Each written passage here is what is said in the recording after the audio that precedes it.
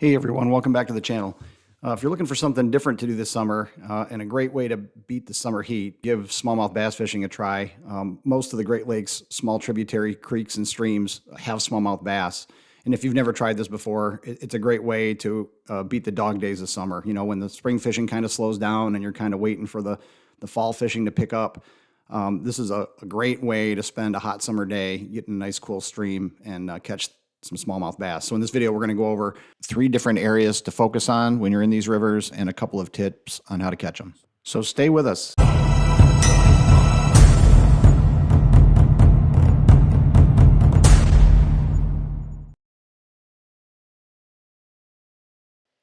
So one of the most common places to find smallmouth in these small creeks and rivers are gravel runs. Smallmouth love to target crayfish as their main forage food source, and crayfish are found among rocks and gravel and boulders and places like that.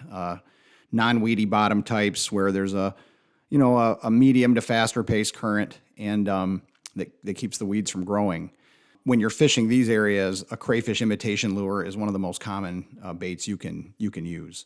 And so if you're only using a spinning rod to target these fish, you can pick up, I'll drop a link in the description, but there's a smaller crayfish lure made by Rebel that's a good one. You just need a little cheap, $4 or $5 crayfish imitated crankbait, and it works great. If you want to get more invested in fly rod equipment and things like that, there's a lot of different options you have that will, maybe get you into some of the tighter places. We'll go over that in a minute. But to just get started, really all you need is a crayfish style crankbait.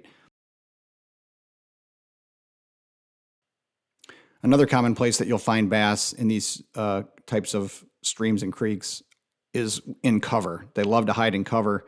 Here you can see a couple of bass kind of hiding in the shadow of a log, and they'll just sit here and kind of stay put, try to get in a place that blocks the current a little bit so that they're not wasting all of their energy having to try to fight it.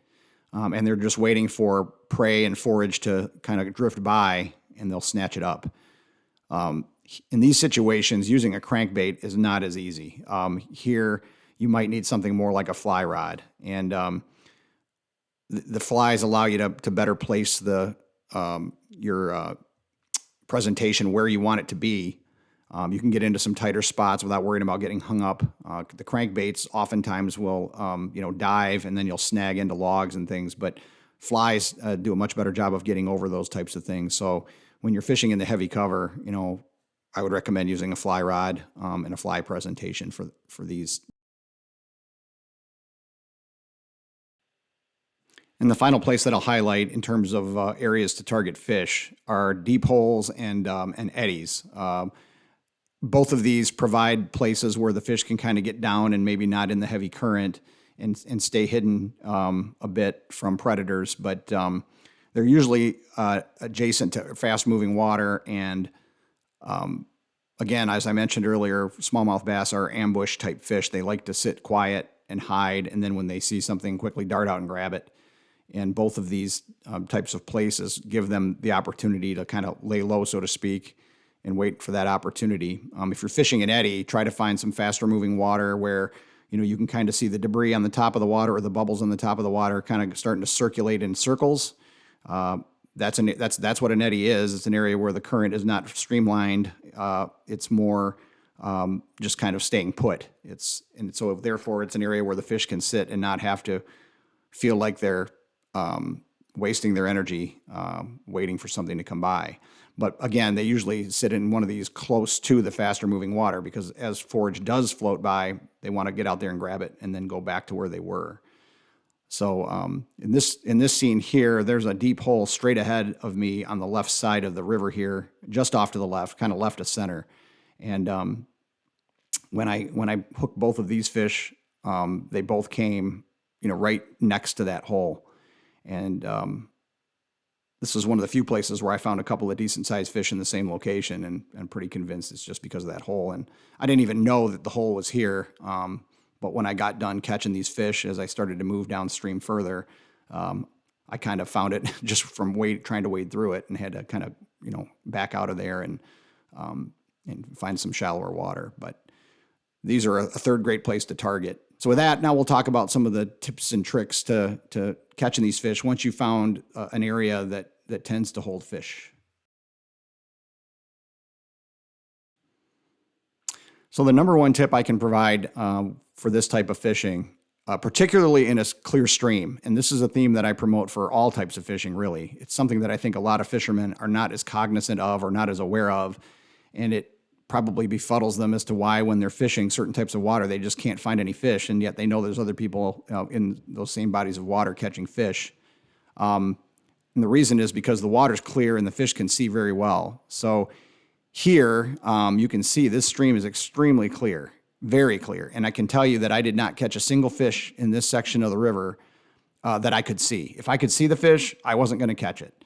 The only time that I caught fish is when I put my presentation in an area of the water where I could not see down below the surface. And the reason for that is that because the fish themselves can then not see you. They're not spooked by your presence, and they continue with their main focus of just looking for forage food. But if they can see you, you now suddenly become a danger, and any animal that feels like it's in danger takes its focus off of feeding and is more concerned about you and what you're going to do and if you're going to, try to do something harmful to them. So in this scene here, I'm sitting in some really shallow water. I'm actually not sitting, I'm kneeling down to try to get my profile as low as I can. And you can see here I stand up. And that was just in an effort to kind of make sure that in that darker water there, the fish could not see me. I didn't catch anything there, so what I do is I move up to this root that's kind of laying on the top of the water here on this sandbar, this gravel bar, and I start targeting the water on the other side of it. Again, the root is kind of breaking up my silhouette, and the water's a little faster over there, so the fish can't see through the surface as well. And so I'm in a better position now to not spook the fish. And just as I get my lure back there, I hook into one. Now, it's not a big fish, don't get me wrong. Sometimes, some of the faster moving water, the shallower water like this doesn't hold as big a fish. They tend to be a little bit deeper, or as I mentioned earlier, behind some of the log jams. But by being cognizant of the fact that, especially in really clear water, you're easily seen, it will help your odds, improve your odds tremendously. So here's a place not far from the previous spot here where I hook a couple of fish. They're not huge fish. Again, here, all of the fish that I hooked here, and I think I hooked 3 or 4 here, only landed a couple of them. But I had to cast my presentation out as far away from me as I could get it. I think you'll see here in a minute that my next cast, it's way downstream. I can't see under the water where the lure lands. I just can't see it. And that becomes your goal. That's got to be your goal in these clear streams. Get your lure in places where you can't see. So step one is to kind of find the cover, find where you think the fish are holding, whether it's gravel runs or behind cover, but then put yourself in a position to where you can't really see under the water there.